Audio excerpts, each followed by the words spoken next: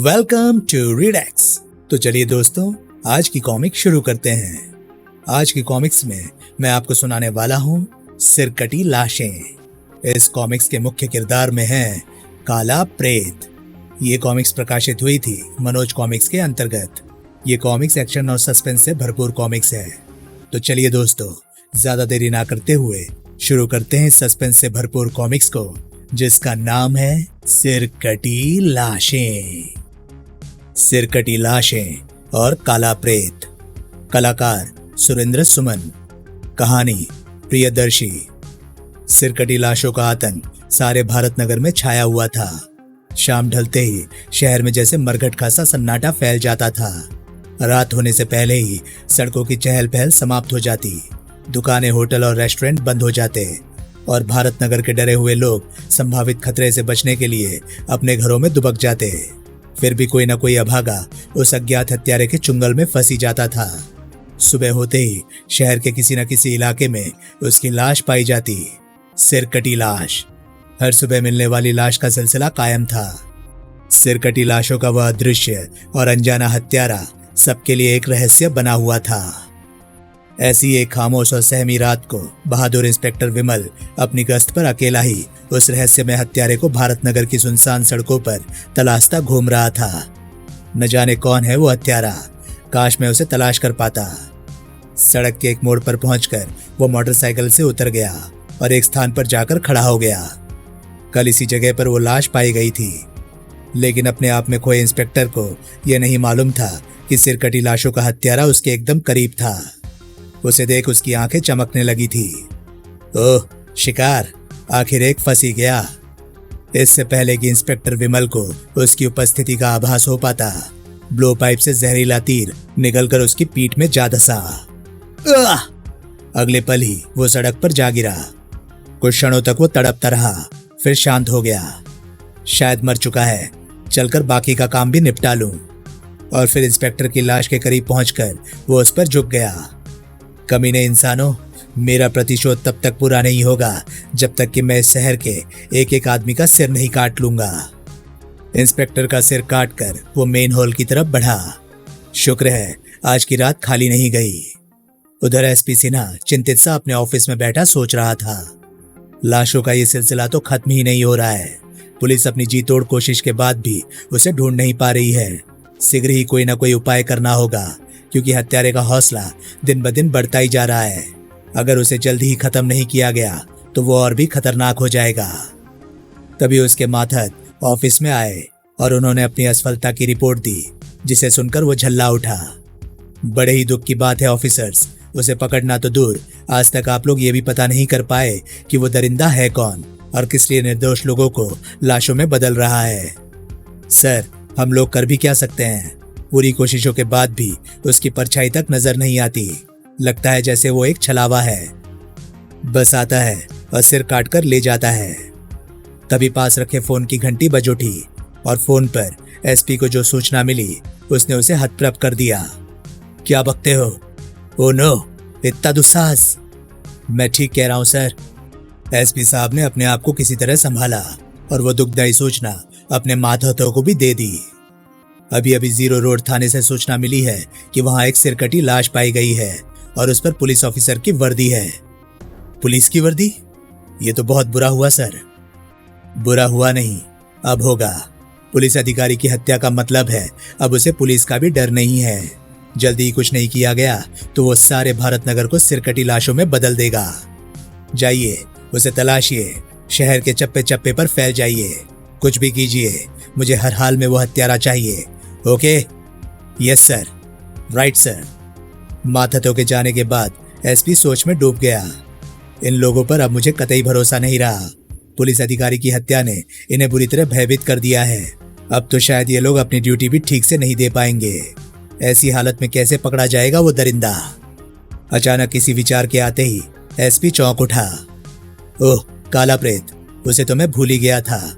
उसका तो मुझे ख्याल ही नहीं रहा। वो बहादुर और दुस्साहसी है। इस गुत्थी को वही सुलझा सकता है। मुझे जल्द से जल्द काला प्रेत से मिलना चाहिए।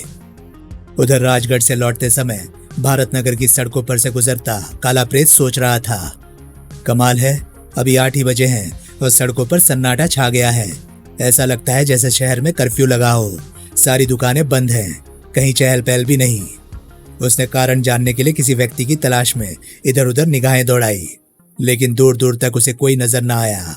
अभी वो सोच ही रहा था कि ऐसी हालत में किससे पूछे। अचानक उसे अपने मित्र इंस्पेक्टर अशोक की याद हो आई, जो इसी शहर में रहता था। उसकी याद आते ही अपने दोस्त अशोक से मिलूं। काफी समय से उसे शिकायत भी है कि मैं उससे नहीं मिला। इस तरह उसकी शिकायत भी दूर हो जाएगी और मुझे ये भी पता चल जाएगा कि शहर में ये सन्नाटा क्यों है। कुछ ही देर बाद काला प्रेत ने अपने दोस्त के घर पहुंचकर उसका दरवाजा खटखटाया। काफी देर तक भी जब दरवाजा ना खुला तो वो उसे आवाजें देने लगा। काफी आवाजें देने के बाद जब दरवाजा खुला, हद हो गई, इतनी देर में दरवाजा खोला, मैं तो लौटने वाला था। तुम्हारी आवाज पहचानने की कोशिश कर रहा था। क्यों? तुम ऐसा क्यों कर रहे थे? बताता हूं, पहले भीतर आ जाओ। अंदर आने के बाद, क्या बात है दोस्त, तुम कुछ घबराए से लग रहे हो। क्या तुम्हें कुछ भी नहीं पता? तुम बताओगे तभी तो जानूंगा। शहर में कोई दिखाई नहीं, किससे पूछता? क्या बात है दोस्त, ये सारा शहर वीरान क्यों पड़ा है? तुम भाग्यशाली हो काला प्रेत, जो इस समय सही सलामत मेरे घर पहुंच गए और वो तुम्हें नहीं मिला। कौन नहीं मिला दोस्त? तुम किसकी बात कर रहे हो? न जाने कौन बला है वो। हर सुबह वो भारत नगर वालों को एक सिरकटी लाश का तोहफा दे जाता है। सच काला प्रेत, जब से इंस्पेक्टर विमल की लाश मिली है हम तो बुरी तरह भयभीत हो उठे हैं। उसे कोई नहीं जानता भैया, लेकिन आज सारा शहर उससे आतंकित है। शाम होते ही लोग घरों में घुस जाते हैं। तुम्हारी आवाज इन्होंने पहचानी ना होती तो किसी कीमत पर दरवाजा नहीं खोलते। तो ये बात है, ये सन्नाटा उस दरिंदे की वजह से है। हाँ काला प्रेत, आज मेरी रात की ड्यूटी है। मुझे उस अनजान हत्यारे को तलाशना है, लेकिन मैं सोच रहा हूँ भाड़ में गई ऐसी नौकरी। जान है तो जहान है। सुबह ही रिजाइन लिखकर एसपी को दे दूंगा। काला प्रेत अपने दोस्त को उसकी कायरता के लिए धिक्कारने लगा। तुम्हें ऐसा नहीं सोचना चाहिए अशोक, तुम बहादुर हो, इसलिए काला प्रेत तुम्हारा दोस्त है। तुम्हारी ये कायरता भरी बात सुनकर मुझे दुख हुआ। सोचो, जब एक पुलिस ऑफिसर होते हुए तुम खुद डर गए हो तो आम आदमी का क्या होगा। नहीं, तुम्हें कमजोर नहीं पड़ना चाहिए। उनकी रक्षा करना तुम्हारा फर्ज है, ड्यूटी है। लेकिन काला प्रेत, अचानक काला प्रेत के उठ खड़े होने से उसकी बात बीच में ही कट गई। मैं चलता हूँ। कहाँ चले भैया? एसपी सिन्हा के पास, मुझे इसी समय उनसे मिलना होगा। जैसे ही काला प्रेत दरवाजे की ओर बढ़ा, अशोक की पत्नी ने उसे रोकने की कोशिश की। सुबह चले जाना भैया। नहीं, सुबह तक बहुत देर हो चुकी होगी। मैं नहीं चाहता कि अब कोई और अभागा सिरकटी लाश में बदले। अपने दोस्त काला प्रेत की साहसपूर्ण बातें सुनकर इंस्पेक्टर अशोक सोच में पड़ गया। तुम ठीक कहते हो काला प्रेत, मैं सचमुच कमजोर पड़ गया था। मुझे गश्त पर जाना चाहिए, क्या पता मेरे जाने से किसी का जीवन बच जाए। और अगले पल इंस्पेक्टर अशोक काला प्रेत के पीछे लपक पड़ा। तुम? मैं सिर्फ अपने बारे में सोच रहा था काला प्रेत, लेकिन तुमने मेरी आंखें खोल दी है। मुझे कायर बनने से बचा लिया है, अपने फर्ज से गद्दारी करने से बचा लिया है। मैं भी तुम्हारे साथ चल रहा हूं दोस्त। उन्हें जाता देख इंस्पेक्टर अशोक की बीवी मन ही मन प्रार्थना करने लगी।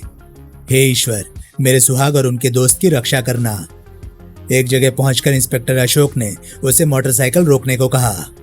बस दोस्त, मुझे यहीं उतार दो, मेरी ड्यूटी इसी इलाके में है। लेकिन मुझे और शर्मिंदा मत करो काला प्रेत, तुम एसपी साहब से मिलकर आओ, मैं तुम्हें यहीं मिलूंगा। मेरे साथ कई सिपाहियों की ड्यूटी है, वे आते ही होंगे। मेरे साथ मेरा ये सर्विस रिवॉल्वर भी है, उसके रहते मुझे कोई भय नहीं। इंस्पेक्टर अशोक की दृढ़तापूर्ण बातें सुनकर काला प्रेत की होठों पर प्यार भरी मुस्कान उभर आई। फिर वो उसे वहीं छोड़ एसपी से मिलने के लिए चल पड़ा। तुम्हें अकेला छोड़ने का मन तो नहीं करता, लेकिन मजबूरी है। मेरा एसपी सिन्हा से मिलना बहुत जरूरी है। घंटी की आवाज सुनकर जैसे ही एसपी सिन्हा ने द्वार खोला, वे आश्चर्यचकित रह गए। अरे काला प्रेत, तुम? खूब आए मित्र, मैं तुम्हें ही याद कर रहा था। और मैं हाजिर हो गया। भीतर पहुंचकर एसपी ने सारी बातें काला प्रेत को समझा दी। ओह, तो ये बात है। हाँ मित्र, मैंने अपने हर ऑफिसर को उसे तलाशने के लिए कहा है, लेकिन अभी कुछ देर पहले ही मैं फोर्स के साथ गया था। सारे शहर में मुझे पुलिस का एक भी सिपाही नहीं दिखाई दिया। क्या करूं, मेरी समझ में तो कुछ नहीं आ रहा। एसपी की बात सुनकर काला प्रेत अचानक उठ खड़ा हुआ। तो इसका मतलब है अशोक के पास कोई सिपाही नहीं पहुंचेगा, वो अकेला होगा। उसे इस तरह जाते देख क्या हुआ? मैं आपसे फिर मिलूंगा सिन्हा साहब। और अगले पल वो बाहर खड़ी अपनी मोटरसाइकिल की ओर लपक पड़ा। पता नहीं काला प्रेत को क्या हो गया। और अगले ही पल काला प्रेत की मोटरसाइकिल हवा से बातें करने लगी। मुझे जल्द से जल्द अशोक के पास पहुंचना चाहिए, उसका जीवन खतरे में है। सचमुच अशोक का जीवन खतरे में था। आज भी एक मिल ही गया। कुछ क्षणों बाद नकाबपोश इंस्पेक्टर अशोक को सिरकटी लाश में बदलने के बाद चलूं इसे भी इसकी सही जगह पर पहुंचा दूं। फिर वो मेन हॉल में बनी सीढ़ियों में उतर गया। उधर एक झोपड़ी नुमा दुकान के पास आकर काला प्रेत ने अपनी मोटरसाइकिल रोक दी। यहां भी नहीं है, कहां ढूंढूं उसे, न जाने उसकी गश्त कहां तक है। उसी समय शहर के 3 छटे हुए बदमाश जो कभी काला प्रेत की वजह से जेल की हवा खा चुके थे और काला प्रेत को अपना नंबर 1 का दुश्मन समझते थे, झोपड़ी नुमा दुकान के सामने वाले मकान की खिड़की से काला प्रेत को देखकर चौंक उठे। अरे ये तो शायद काला प्रेत है। शायद नहीं, ये काला प्रेत ही है। मैं इसकी शक्ल कभी नहीं भूल सकता। मौका अच्छा है दोस्तों, इस समय ये अकेला है। हम लोग कोशिश करें तो इस पर काबू पा सकते हैं। पागल हुए हो क्या? काला प्रेत इतनी आसानी से काबू में आ जाएगा? फिर उस सिरकटी लाशों वाले शैतान का भी खतरा है। उससे सामना हो गया तो क्या होगा? रॉबर्ट ठीक कहता है शंकर। धंधा चौपट होने के बाद भी हम में से सिरकटी लाश बनने का किसी का इरादा नहीं होना चाहिए। तुम दोनों बेवकूफ हो। घर के सामने की ही तो बात है। कोई खतरा देखते ही हमें वापस कमरे में आने में कितनी देर लगेगी? देखो दोस्तों, ऐसे मौके बार बार नहीं आते। चूक गए तो ये फिर कभी हाथ नहीं आएगा। हम इसे मारकर इसकी लाश यहाँ छोड़ देंगे और सिर काटकर कहीं दबा देंगे। पुलिस का भी झंझट नहीं रहेगा, क्योंकि पुलिस का शक सिर काटने वाले बदमाश की ओर ही जाएगा। Good idea. सचमुच ये तो मैंने सोचा ही नहीं था। काला प्रेत मर भी जाएगा और हम पर आंच भी नहीं आएगी। उधर कहाँ तलाशूं अशोक को? अगर उसे कुछ हो गया तो भाभी को क्या जवाब दूंगा? तभी अपने पीछे हल्की सी आहट सुनकर काला प्रेत तेजी से पलटा। पकड़ लो, बचकर जाने ना पाए। ओह, तो तुम लोग हो सिरकटी लाशों के जिम्मेदार। और इससे पहले कि वे बदमाश उस पर आक्रमण कर पाते, धड़ाक, उफ, पलक झपकते ही धड़ाक, मर गया। शीघ्र ही भयभीत हो बदमाशों ने भागना चाहा, लेकिन जाते कहाँ हो बदमाश? अर्रे बाप रे, आज खैर नहीं। अब बोलो, जिंदगी चाहते हो या मौत? नहीं नहीं काला प्रेत, हमें मत मारो। हमारा सिरकटी लाशों से कोई संबंध नहीं। हमें छोड़ दो काला प्रेत, हमें जाने दो। तुम भी यहाँ से चले जाओ। अगर सिर काटने वाला आ गया तो?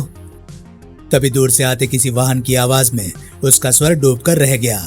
चौंक कर काला प्रेत ने वाहन की ओर देखा। ओह, ये तो पुलिस की जीप लगती है। अगले पल जीप एकदम उनके पास आकर रुक गई।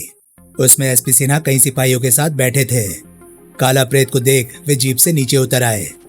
तुम एकाएक क्यों चले आए थे काला प्रेत? और ये कौन है? क्या सिरकटी लाशों के आतंक में इन्हीं का हाथ है? नहीं, ये वे नहीं। मेरे ख्याल से ये साधारण गुंडे हैं और मुझे अकेला देखकर ही अपने रास्ते से हटाने की योजना बनाकर मुझ पर हमला करने आए थे। आप इन्हें पुलिस स्टेशन ले जाइए एसपी साहब, मैं उस शैतान को ढूंढता हूँ। नहीं काला प्रेत, मैं तुम्हें अकेला नहीं छोड़ सकता। तुम्हारे एकाएक चले जाने से मैं घबरा गया था। चलो जीप में बैठो। लेकिन काला प्रेत ने इनकार कर दिया। नहीं, आप शायद भूल गए हैं सिन्हा साहब। काला प्रेत ना तो डरपोक है और ना ही कायर। वो जो काम करता है अकेले ही करता है। लेकिन काला प्रेत, आप मेरी चिंता ना करें सिन्हा साहब।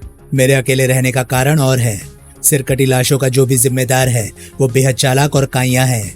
इतने आदमी देखकर सामने नहीं आएगा, जबकि मुझे अकेला पाकर वो मुझ पर भी हमला करने की कोशिश करेगा और उसकी वही कोशिश आखिरी होगी। तुम्हारा अनुमान सही है काला प्रेत, लेकिन ये बहुत बड़ा रिस्क है। इसमें तुम्हारी जान भी जा सकती है, क्योंकि वो क्या है कोई नहीं जानता। एक आदमी भी हो सकता है, कई आदमियों का गैंग भी हो सकता है। बेफिक्र होकर जाइए एसपी साहब, वो जो भी हो बहुत जल्द मैं उसको आपके हवाले कर दूंगा। ये आपसे मेरा वादा है। ओके काला प्रेत, ईश्वर तुम्हें सफल करे। एसपी की जीप ओझल होते ही चलूं उस हत्यारे से पहले अपने दोस्त को तलाश करूं। फिर वो जीप के विपरीत जाने वाली सड़क पर मुड़ गया।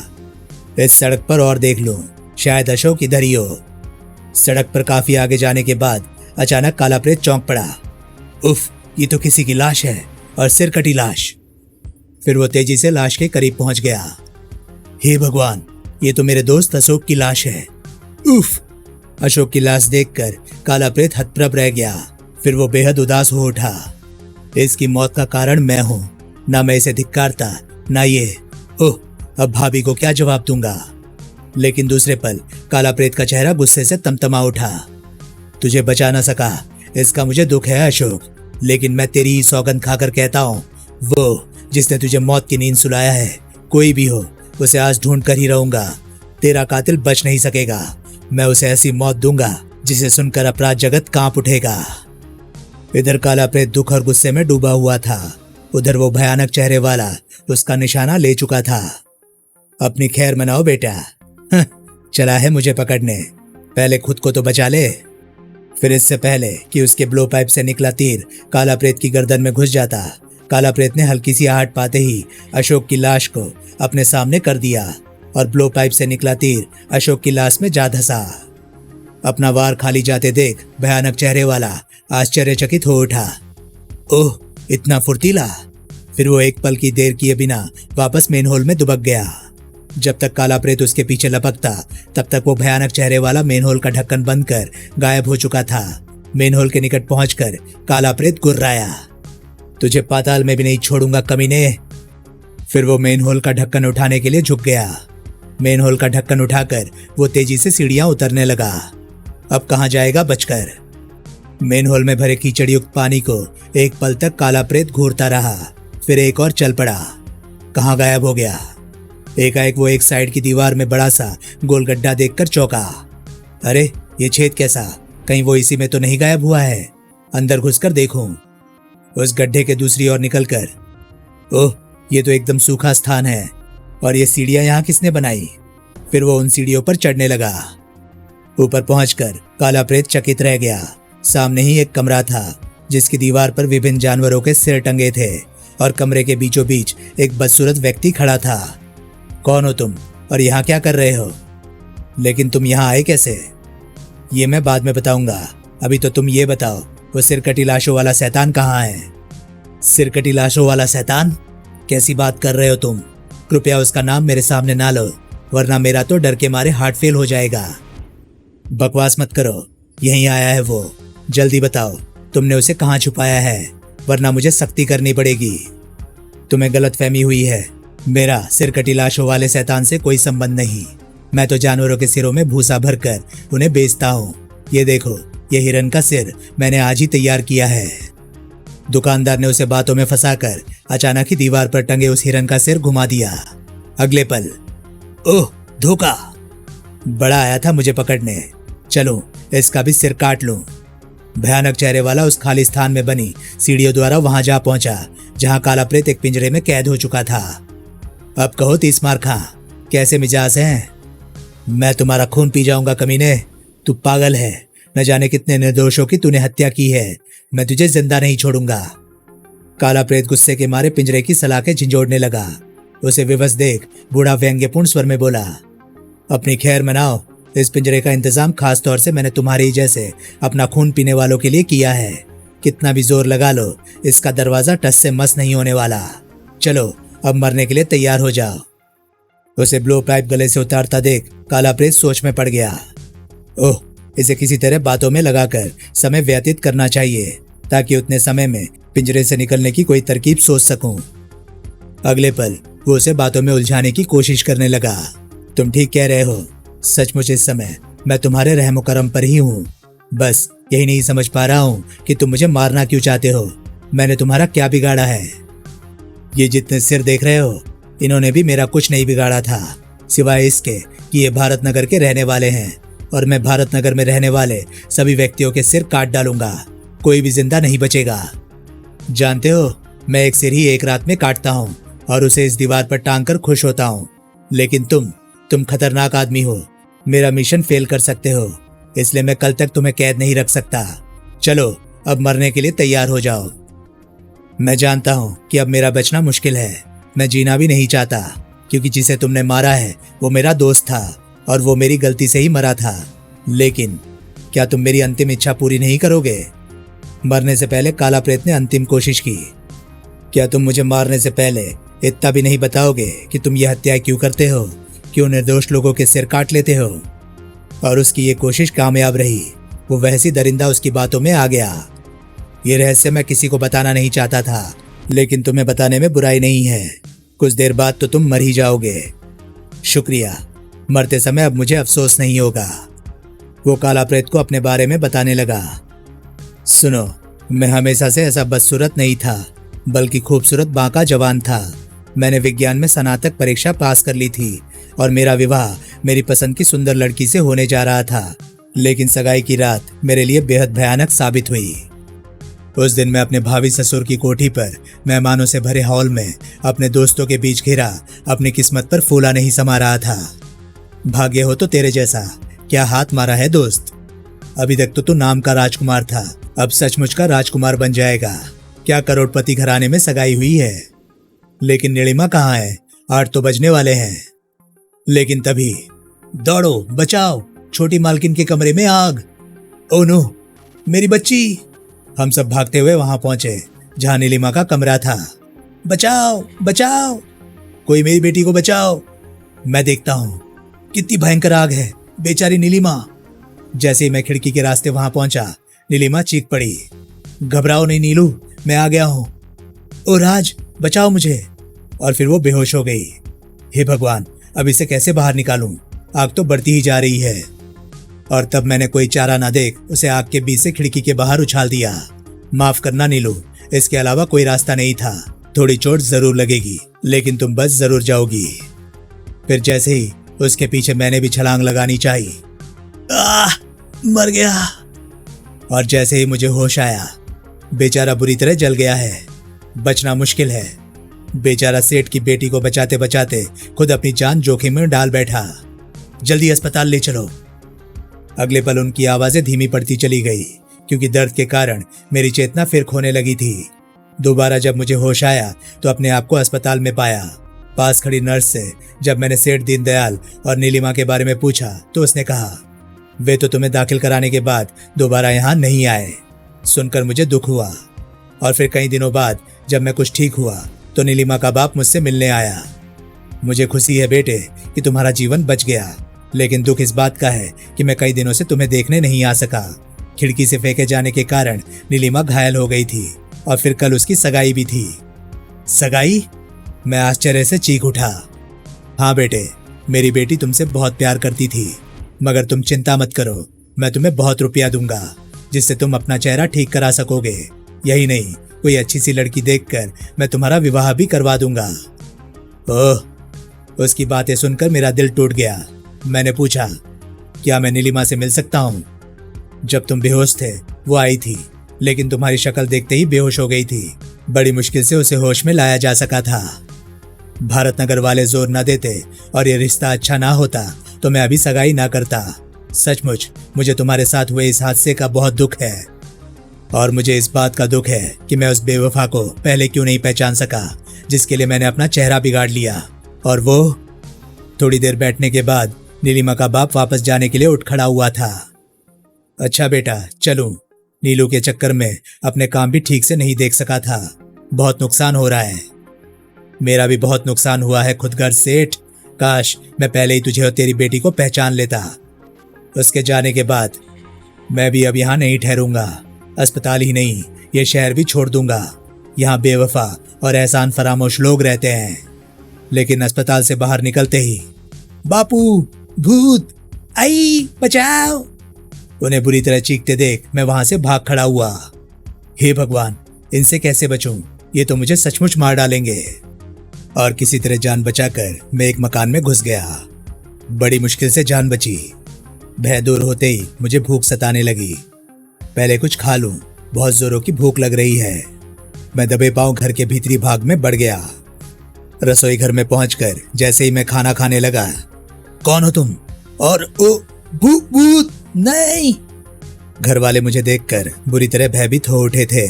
फिर उनमें से एक हिम्मत करके मेरी ओर बढ़ा और पास रखी लाठी हाथ में उठा ली। उसे लाठी उठाते देख मैं चीख उठा, मुझे मत मारो, मैं भूत नहीं, जिंदा इंसान हूं। लेकिन तुम्हारा ये चेहरा एक दुर्घटना में आग से बुरी तरह झुलस गया है। फिर मैंने उन्हें सारी आप बीती सुना दी।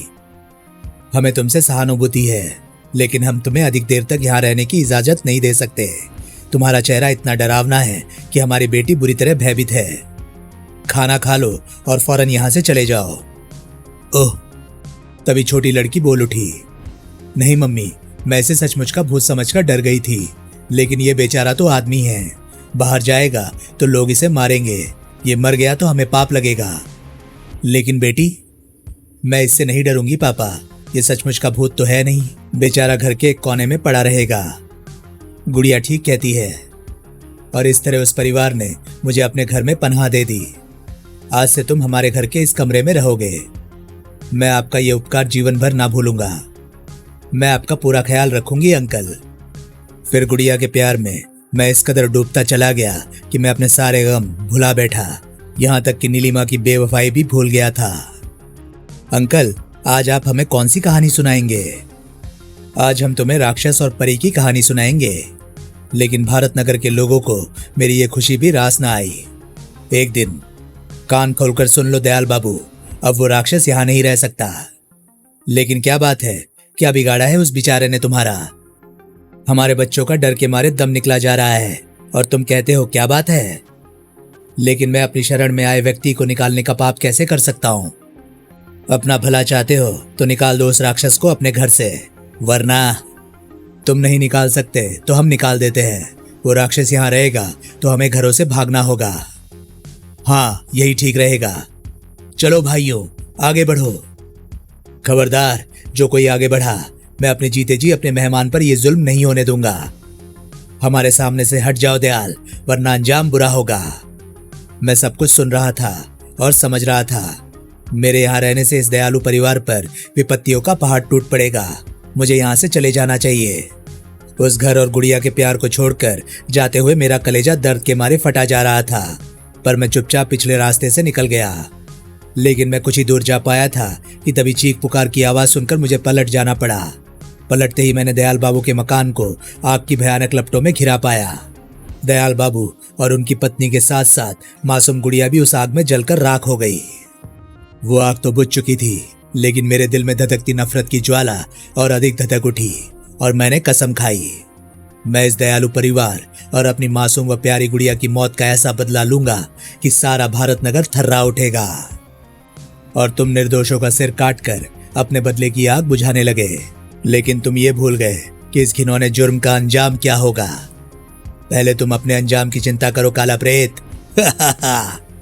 लेकिन वो भयानक चेहरे वाला आदमी काला प्रेत की शक्ति से परिचित नहीं था और काला प्रेत की ताकत के सामने सलाखें टिक न सकी। और काला प्रेत को पिंजरे से बाहर आते देख भयानक चेहरे वाले ने देर करना उचित नहीं समझा, किंतु उसका निशाना चूक गया। अगले पल काला प्रेत ने भयानक चेहरे वाले पर छलांग लगा दी। अब बचकर कहां जाएगा? धड़ाक! लेकिन भयानक चेहरे वाला गजब का फुर्तीला सिद्ध हुआ। उससे पहले कि काला प्रेत उसे अपने सिकंजे में कसता, वो भाग खड़ा हुआ। भागकर कहां जाएगा कमीने? काला प्रेत उसके पीछे तेजी से लपका। फिर जैसे ही काला प्रेत मेन हॉल में पहुंचा, अब ये मेरे हाथ से नहीं बच सकता, कहां गायब हो गया। लेकिन इससे पहले कि भयानक चेहरे वाला वार करता, काला प्रेत खतरे का आभास पा पलट पड़ा और फिर, आज तू मेरे हाथों से नहीं बचेगा। और काला प्रेत के फौलादी घूंसे ने भयानक चेहरे वाले को दूर उछाल दिया। तेरा खेल खत्म हो चुका दरिंदे। काला प्रेत गुर्राता हुआ उसकी ओर बढ़ा। ठीक उसी समय भयानक चेहरे वाले ने काला प्रेत पर छलांग लगा दी और उसे गिराता हुआ मेन हॉल में दौड़ पड़ा। मुझे यहाँ से फौरन निकल जाना चाहिए। कुछ ही देर बाद वो मेन हॉल का ढक्कन उठाकर बाहर निकल आया। दिन का उजाला वातावरण में फैल चुका था। उधर राह गुजरते लोगों की नजर भयानक चेहरे वाले पर पड़ी तो वह भयभीत हो चीख उठे, भूत! हे भगवान, भागो वरना मार डालेगा। भागो नहीं, ये अकेला है, हम इसे घेर कर पकड़ सकते हैं। हाँ ठीक है, ठीक है। देखते ही देखते वहां काफी भीड़ एकत्रित हो गई। ओह, इनकी हिम्मत बढ़ी तो मैं फंस जाऊंगा। अगले ही पल भयानक चेहरे वाला कुल्हाड़ा ताने हुए आगे बढ़ा और खचाक! भयानक चेहरे वाले ने देखते ही देखते कई सिर काट डाले और मौत के डर से वहां खड़ी भीड़ में भगदड़ मच गई। हाय मरा! नहीं, मेरे बापू को मत मारो, बचाओ! भागो वरना सबको मार डालेगा। तभी भयानक चेहरे वाले की नजर सड़क पर खड़ी एक कार पर पड़ी। उस कार का मालिक मौत के डर से शायद कार वहीं खड़ी छोड़कर भाग खड़ा हुआ था। काम बन गया, यहाँ रुकना खतरे से खाली नहीं है, काला प्रेत आता ही होगा। अगले ही पल वो कार में जा बैठा। उधर काला प्रेत मेन होल का ढक्कन उठा बाहर निकल रहा था। उफ, कितने निर्दोषों को मौत के घाट उतार दिया कमीने ने। तभी कार के इंजन की आवाज ने काला प्रेत को चौंकाया। भागती कार की ड्राइविंग सीट पर बैठे भयानक चेहरे वाले पर काला प्रेत की नजर पड़ चुकी थी। ओह, तो वो भाग रहा है। दूसरे ही पल काला प्रेत कुछ ही दूर खड़ी अपनी मोटरसाइकिल पर जा बैठा। फिर जैसे ही काला प्रेत ने मोटरसाइकिल का रुख कार वाली दिशा में मोड़ा, एसीपी साहब की जीप वहां आकर रुकी। एसीपी साहब तुरंत जीप से नीचे उतर आए। काला प्रेत, तुम कहाँ थे? हमने तुम्हें कहाँ कहाँ नहीं ढूंढा, पर ये क्या, इतनी लाशें? ये उसी शैतान का कारनामा है एसीपी साहब, मैं उसके पीछे ही जा रहा हूँ। दूसरे ही पल काला प्रेत की मोटरसाइकिल आगे बढ़ चुकी थी। ओ माय गॉड, ये किसी पागल आदमी का ही काम हो सकता है। अगले ही पल एसीपी ने जीप पर सवार होते हुए ड्राइवर को आदेश दिया, काला प्रेत का पीछा करो। Okay sir. और जीप मोटरसाइकिल का पीछा करने लगी। उधर अपने पीछे मोटरसाइकिल पर काला प्रेत को आते देख भयानक चेहरे वाले ने कार की स्पीड और बढ़ा दी। ये कमबख्त तो मेरा पीछा ही नहीं छोड़ रहा। लेकिन मोटरसाइकिल और कार के बीच फासला निरंतर कम होता जा रहा था। कुछ ही देर बाद काला प्रेत की मोटरसाइकिल कार के बराबर में दौड़ रही थी। भागना बेकार है शैतान, तुम्हारी भलाई इसी में है कि अपने आप को कानून के हवाले कर दो। कानून? तभी पीछे आ रहे जीप से फायर हुआ। ओह, पुलिस भी! फटाक! टायर फटते ही भयानक चेहरे वाला स्टीयरिंग पर नियंत्रण खो बैठा और अगले ही पल कार लहराती हुई सड़क की ढलान पर उतर गई और एक मोटे तने वाले पेड़ से जा टकराई। कार में आग लग गई और इससे पहले कि काला प्रेत कार तक पहुंचता, भयानक चेहरे वाला तेजी से उठकर दौड़ पड़ा। लेकिन तभी काला प्रेत की नजर भागते हुए भयानक चेहरे वाले पर पड़ गई। वो उसके पीछे लपकता हुआ चीख उठा, रुक जाओ! लेकिन भयानक चेहरे वाला दौड़ता ही रहा। काला प्रेत काफी पीछे था। कुछ ही देर बाद भयानक चेहरे वाले की नजर विपरीत दिशा से धीमी रफ्तार से आती पैसेंजर ट्रेन पर पड़ी। अगर मैं ट्रेन पर चढ़ गया तो ये लोग मुझे कभी नहीं पकड़ सकेंगे। और ट्रेन के गुजर जाने से पहले भयानक चेहरे वाला ट्रेन के समीप जा पहुंचा। इधर काला प्रेत भयानक चेहरे वाले के इरादे को भांप सोच में पड़ गया। ये कमीना आसानी से हाथ नहीं आएगा। और एसीपी सिन्हा भयानक चेहरे वाले का निशाना ले ही रहे थे कि तभी पटरियों के साथ बिछी रेडियो पर भयानक चेहरे वाले का पैर फिसल गया। फिर ट्रेन के गुजर जाने के बाद दूसरों का सिर काटने वाला खुद सिर कटी लाश में बदल चुका था। काला प्रेत ने घृणापूर्ण नजर से अपना चेहरा एसीपी की तरफ घुमाते हुए कहा, आखिर मेरे हाथों से बच ही निकला शैतान। इसे अपने गुनाहों की सजा खुद ब खुद मिल गई। एसीपी साहब ने अपने चालक को हिदायत दी, तुरंत पुलिस कंट्रोल रूम को इस घटना से सूचित करो। Yes sir. चालक जीप की तरफ लौट पड़ा और कुछ ही घंटों बाद भयानक चेहरे वाले के मरने की खबर जंगल की आग की तरह सारे शहर में फैल गई। लोगों ने राहत की सांस ली। आज सुबह सिर काटने वाला हत्यारा मारा गया। खबरों के अनुसार भगवान का शुक्र है कि वो दरिंदा मारा गया, तो सिर कटी लाशों का आतंक खत्म हो गया। पुलिस जिंदाबाद, काला प्रेत जिंदाबाद। अपने ऑफिस में पहुंच एसीपी सिन्हा ने काला प्रेत को उदास देख पूछा, क्या बात है काला प्रेत, तुम उस दरिंदे की मौत से खुश नहीं हो? ऐसी बात नहीं है सिन्हा साहब। फिर क्या बात है? इतना बड़ा कारनामा करने के बाद भी तुम उदास हो। अपने प्रिय दोस्त की जुदाई का एहसास मुझे तड़पा रहा है एसीपी साहब। मैं भाभी के सामने क्या मुंह लेकर जाऊंगा? काला प्रेत उठ खड़ा हुआ। फिर काला प्रेत को जाते देख एसीपी सिन्हा ने बोला, अब कहाँ चले? अभी तो अपने दोस्त के घर जाऊंगा। उसकी अंतिम क्रिया में शामिल होने के अलावा मुझे उसकी पत्नी को धीरज भी बंधाना है। इंस्पेक्टर अशोक की लाश अभी यही है काला प्रेत। अंतिम क्रिया के लिए उसके सिर की भी जरूरत पड़ेगी। वो अब सिर कटी लाश के रूप में चिता पर नहीं लेटेगा। उस शहीद के अंतिम संस्कार में सारा पुलिस डिपार्टमेंट ही नहीं, शहर के सम्मानित व्यक्ति भी शामिल होंगे। ओह! फिर काला प्रेत और शहर के सभी सम्मानित व्यक्तियों के सामने काला प्रेत के दोस्त की चिता को अग्नि दी गई। समाप्त। तो दोस्तों, ये कहानी थी सिर कटी लाशें कॉमिक्स की। ये कॉमिक्स आपको कैसी लगी? प्लीज कमेंट सेक्शन में अपनी राय मुझे जरूर बताएं। और हाँ, अगर आपको मेरे वीडियोस पसंद आ रहे हैं तो प्लीज उन्हें लाइक करें और शेयर करें। साथ ही साथ चैनल को सब्सक्राइब करें, क्योंकि मैं ऐसे कंटेंट लाता रहता हूँ। तो चलिए दोस्तों, मैं मिलता हूँ अब आपसे अगली वीडियो में। तब तक के लिए नमस्कार, गुड बाय। सेफ रहिए, खुश रहिए, मजे करिए।